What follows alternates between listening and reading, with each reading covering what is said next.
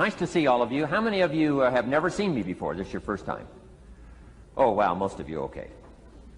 I keep thinking for sure I'm more famous than that, but, you know, that is the truth. I'm delighted to be here. Been looking forward to it for a long time.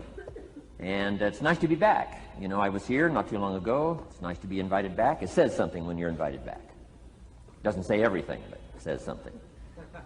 Maybe it says, let's give him one more chance, right, to see if he can get it right this time. But I'm delighted to have all of you here. We're going to spend the day together.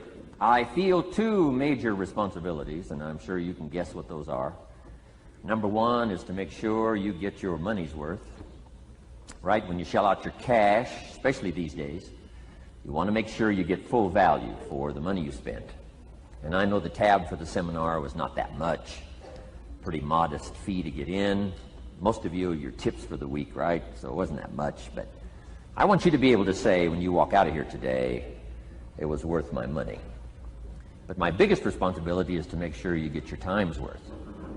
And the reason I say that is because time is more valuable than money. In fact, you might start your notes with that. Time is more valuable than money. You can get more money, but unfortunately you can't get more time. If somebody asks you to spend your money, that's pretty easy, right? We live in America. We're wealthy. So the money's not the problem. But what if somebody asks you to spend a day, right? You got to think that over carefully. And I know you did. I wouldn't waste one of my days, not for anybody, not for anything. Once I understood how valuable they were, I don't waste any. But to make an investment like today of your money and your time, I appreciate that. Today's going to be costly for me. It's going to cost me one of my days to be here, right? And some money, of course. But, you know, I don't need the money. I take the money, but I don't need the money. But guess what I do need? The time. So I'm here not to just joke with you. I'm here not to just tell some funny stories and give a performance and walk away. I'm here to give you some value, and I want to make it worth your time. I'm going to invest a day, you're going to invest a day. Let's get the most out of it and see what we can walk away with today. Anyway, for you that have not seen me before, just very briefly, let me just tell you my story. I grew up in Idaho, farm country, southwest corner of Idaho. In fact, my father still lives on the old homestead where I grew up. He'll be 89 his next birthday, still hasn't retired. I'm proud of my dad. He's never been ill. He's really something. I'm trying to get him to retire this year, 88. I'm telling my father, what a good year to retire when you're 88. And he says, hey, talk to me in 10 years, right? I might be ready. But anyway, I went to high school. I graduated. I went to college 1 year. Halfway through my second year of college, I decided I was smart enough, so I quit. One of my major mistakes. I should have stayed in school. But I thought, heck, you know, I'm smart enough to get a job. That's what life's all about, right? Get a job, pay your bills, work hard, stay out of trouble, keep your fingers crossed, hope for the best.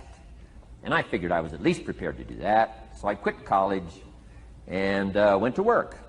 A little while later, got married, got my little family going, and I'm out there doing what I thought was the best I could. But about age 25, I'm starting to struggle. I've purchased a little more than I can conveniently pay for on time. And the creditors are starting to call saying, hey, you told us the check was in the mail. What's the deal? And I'm getting embarrassed by that. I'm also embarrassed, big mouth me, with all the fancy promises I made to get married. I'm way behind on those promises. And I'm getting discouraged, wondering what to do. And I thought, well, maybe I should go back to school. Right? 1 year of college, pretty short on an application. But, you know, tough to go back to school, right? Especially when you got your family going. Time to stay is when you're there. So I discounted that. I thought, well, if I, you know, had my own business, that would be the way to go. But, you know, I'm short on money. Too much month at the end of the money. If you've ever been there, that's where I was, age 25. So I had to discount that, and I'm discouraged, wondering, where do I go from here? And then the miracle happened for me. Good fortune came my way. And who can explain good fortune? I don't know. Remarkable things that happen to you at a particular time. Sometimes it's just unexplainable how those things happen. One of my friends says, well, hey, things don't just happen. Things happen just. Another good note for your notes. Things don't just happen. Things happen just. And maybe that's it. I don't know. I'm an amateur on life, I guess like most of us are, trying to figure it out, how to make it valuable. But I was ready. And my good fortune was, at age 25, I met a very wealthy man. His name was Mr. Schoaf, Mr. Earl Schoaf. A friend of mine had gone to work for him, and he started telling me about this man. He said, you got to meet this man I've gone to work for. He's wealthy, but he's easy to talk to. And he's got a unique philosophy of life. And the more he kept talking about this man, I thought, well, I've got to meet this man. So sure enough, shortly after that, I had a chance to meet this remarkable wealthy man, and I was impressed. He was wealthy. Sure enough, he was easy to talk to. I was so intrigued, within a few minutes, I said to myself, if I could be like him, farm boy from Idaho, if I could be like him, I'd give anything. And then I thought, if I could just get around somebody like him, and if he would teach me what to do, I would be willing to learn. I'm coachable. And that was my good fortune. A few months later, this wealthy man that I met, Mr. Schoaf, took a liking to me, hired me, gave me a job. I went to work for him. And I spent the next 5 years in his employ.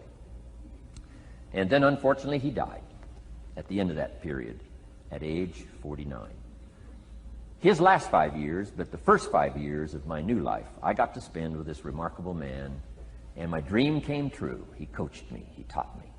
He taught me the books to read. He taught me the disciplines. He taught me the changes to make in my language and personality. And the things he shared with me during that 5 years literally changed my life, turned my life around, changed my income, changed my bank account, changed my future, changed everything. I've never been the same since that unique experience. And I wish he was still alive today, Mr. Schoaf. I'm sure if he was alive today, especially after this seminar, Idaho Farm Boy makes it to Dallas-Fort Worth, full house, standing room only.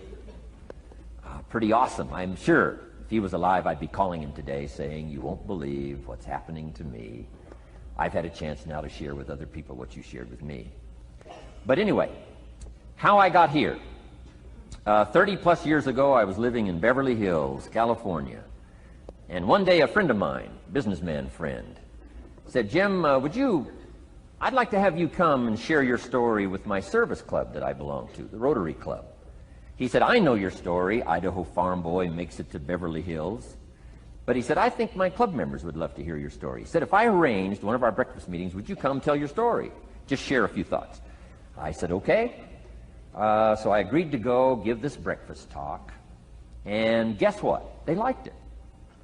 And my telephone rang. I got another call saying, we heard you've given your story and shared some ideas. Would you come talk to our club? First thing I know, I'm starting to devote a piece of my business time to giving these talks.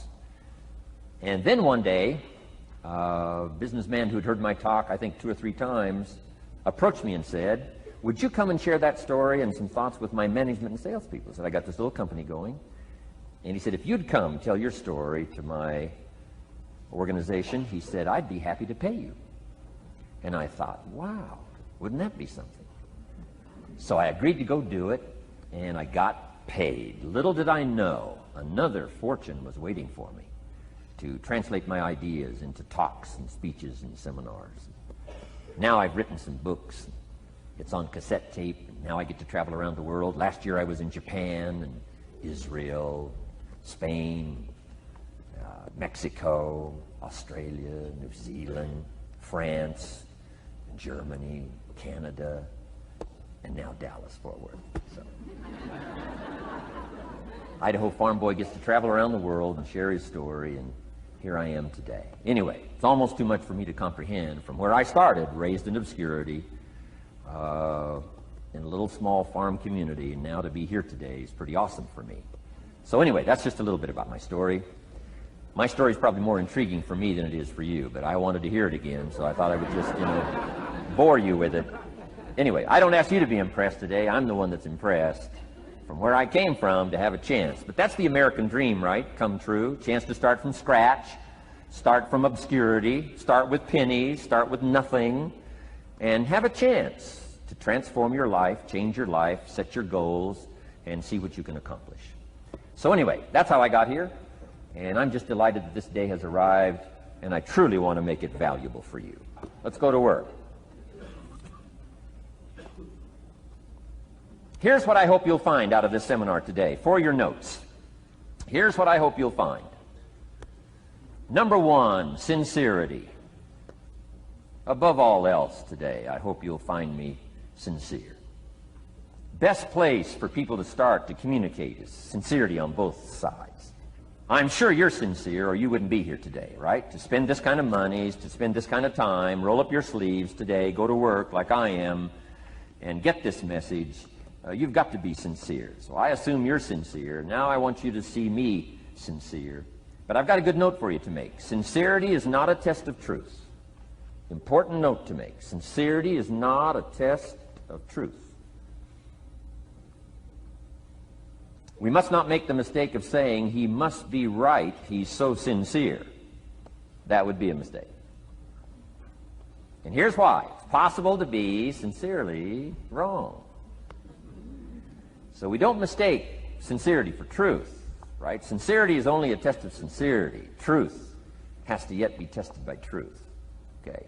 But hopefully you will find me sincere and truthful. Next, a combination of things I hope you'll find here today. Ideas plus inspiration.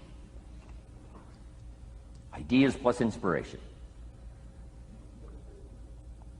Ideas, business ideas and social ideas and personal ideas, we all need ideas. Right? How to have a good day ideas, how to have a good year ideas, how to have your best year ever ideas, good health ideas, personal relationship ideas, how to deal with your family ideas, sales management ideas, financial freedom for the future ideas. We all need good ideas. So today I hope you gather up by notes and by what you can remember a lot of ideas. I want to share as many with you as I possibly can in the time constraints we have. Today's going to go very rapidly. I used to think a day like this was a long day. Found out it's a pretty short day. But I'm going to go as fast as I can, share with you as many ideas as I possibly can. And here's why. Ideas can be life-changing. Ideas can be life-changing. And sometimes all you need is just one more in a series of good ideas. It's like dialing the numbers into the lock. Right? You got 5 or 6 numbers dialed into the lock. The lock still won't come open, but you don't need 5 or 6 more numbers. Maybe you just need one more, and maybe a seminar like this could do it. A sermon could do it. The lyrics from a song could do it. The dialogue from a movie could do it. Conversation with a friend might do it. That one last piece you need, number. Dial it into the lock. That's it. The lock comes open. There's the door for you to walk through. And maybe this seminar today could furnish that for you. One more idea. I know you've come with a lot already. Sometimes we get the impression, I used to have that I only had this much going for me and I needed this much. Usually not true. And I'm sure not true of this audience, where I find you today, as well dressed as you look today. You know, as fine as you are sitting here today. It isn't that, you've got this much going for you and you need this much. I would assume you've got this much going for you, and maybe all you need is just a few more thoughts, ideas, to furnish you some ways and means to turn your life into the dream you want it to be. So, ideas. The seminar is going to be loaded with ideas. I want you to take good notes. But here's what else I hope you'll find here today, and that is inspiration. And who knows the mystery of inspiration? Why some people are inspired and some are not?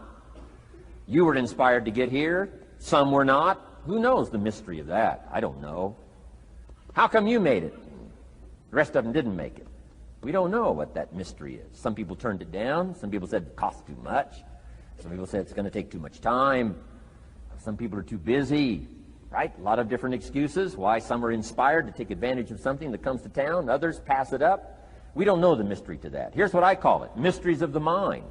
And I just leave it at that. Some things I don't try to figure out. I take the simple approach now. Right? Some people do and some people don't. I mean, that's about as profound as my philosophy is. Some buy and some don't buy. Some go for it and some don't. Some change and some don't. And if you've been around for a while, you can usually work out the numbers, right? Out of 10, 3 do, 7 don't. Whatever business you're involved in, pretty soon you got this ratio going. The ones that do, the ones that don't. You say, well, why don't the ones that don't, how come they don't? We don't know. I just leave it as a mystery. I used to try to understand all that. I just take the simple approach now. The guy says, this happens to me, this happens to me, this goes wrong for me, and all this stuff goes wrong for me. How come all this stuff happens to me? I say, I don't know, it beats me.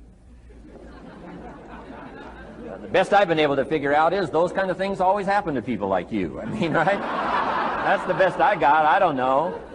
I'm an amateur on this stuff. What do I know? So just take the simple approach, right? That's how it is. Who knows? Interesting story says the day the Christian church was started. Now, I'm an amateur on the Bible, but best account I can remember, the day the Christian church was started, a magnificent sermon was preached. Great presentation. And if you're a student at all of good communication, it was one of the classic presentations of all times. The sermon, the first day the Christian church was started. And it said this sermon, this presentation was given to a multitude, meaning a lot of people. But it was interesting, as the account gives us, the record, it says, when the sermon was finished, there was a variety of reaction to the same sermon. Isn't that fascinating? I find it fascinating. It said some that heard this presentation were perplexed. And I read the presentation, it sounded pretty straightforward to me. I said, why would somebody be perplexed with a good, sincere, straightforward presentation? Best answer I've got. They are the perplexed. I mean, you know, what other explanation is there? It doesn't matter who's preaching. Right? It said some that heard this presentation mocked and laughed, made fun of the presentation. I thought, hey, this looks pretty sincere to me. If you give a sincere, honest presentation, why would somebody mock and laugh? Easy explanation. They are the mockers and the laughers. What else would you expect them to do? Right? I used to try to straighten all that out. Say, well, they shouldn't do that. I don't do that anymore. I've got peace of mind now. I can sleep like a baby, not try to straighten all this stuff out. I used to be so naive. I used to say, well, liars shouldn't lie. See, how naive can you be? Of course they're supposed to lie. That's why we call them liars. They lie. They lie. So I don't straighten this stuff out anymore. Anyway, it said some that heard this magnificent presentation didn't know what was going on. And they're usually easy to spot. They're usually saying, what's going on, right? I mean, they don't know what's going on. But interesting, right? A variety of reaction to the same sincere, honest presentation. Now, it also says, in wrapping it up, some that heard the presentation believed. And I think that's who the speaker was looking for, the believers. Interesting. Now, it said the number of believers was about 3,000. So, pretty good first day. 3,000. I've had some first days, but I never had 3,000. But anyway, 3,000 were believers. And that's, the speaker was looking for the believers out of this multitude. And that's about as close as we can come to understanding the mystery. Some believe, and some mock, and some laugh, and some are perplexed, and some don't know what's going on. And you just have to leave it that way. Why? Because that's the way it's going to be. The way to be brilliant is to find out how it's going to be and then say, here's how it should be. I mean, that's how you become brilliant. So, anyway, who knows the mystery? I call it mysteries of the mind. We don't understand. But I don't try to change it anymore. On this particular story, as far as we know, they didn't have classes after the presentation to try to de-perplex the perplexed. I mean, as far as we know, they left them perplexed. They left the mockers mocking. They let the laughers laugh. I mean, they didn't come back and try to straighten all this out. You say, well, how can you build a church? Well, make another presentation, and you'll get some believers and some mockers and some laughers and some who don't know what's going on. So that's about the best we can do. So, but I'm glad I've got the believers here today. You believed enough to shell out your cash and part with your time and some of your effort and energy, and I appreciate that. So, hopefully you'll find some inspiration here today. All right? To get the most out of today, a couple of more notes. Number one, be thankful. That's a good way to capture the most of a day like this. Be thankful for what you already have. That shouldn't be any problem in America, being thankful. Everything we need is available in America. Everybody wants to come here, right? The last time I was here, that little presentation I gave, everybody wants to come here, America. People haven't plotted and schemed the last 40 years saying if I could just get to Poland, everything would be okay. No, everybody wants to come to America. Why? Everything's available here. all the books you need, all the sermons you need, all the churches you need, all the schools you need, all the instruction you need, all the inspiration you need, all the capital you need, all the markets you need, all the challenge you need, all the information you need, all the seminars you need. Everything's available here. This is America. So number one, let's be thankful for what we already have. Thanksgiving does this. Opens up the doors, opens up the windows, opens up the channels. Thanksgiving for what you already have.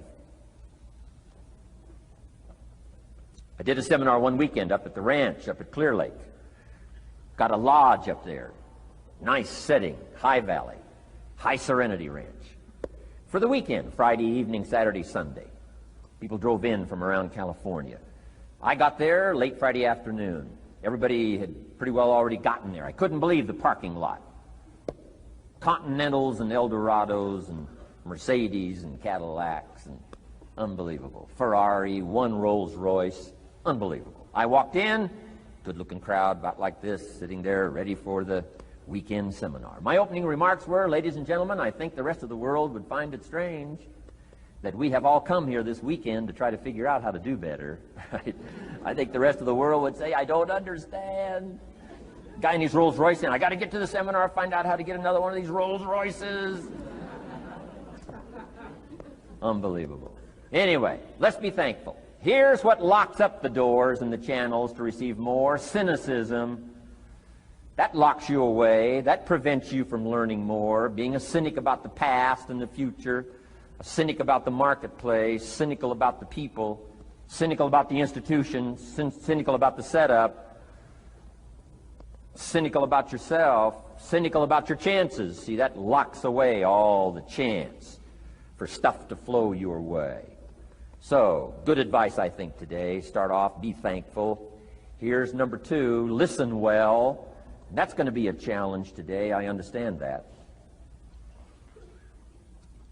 Seems like most of, our life is still going on outside these four walls, right?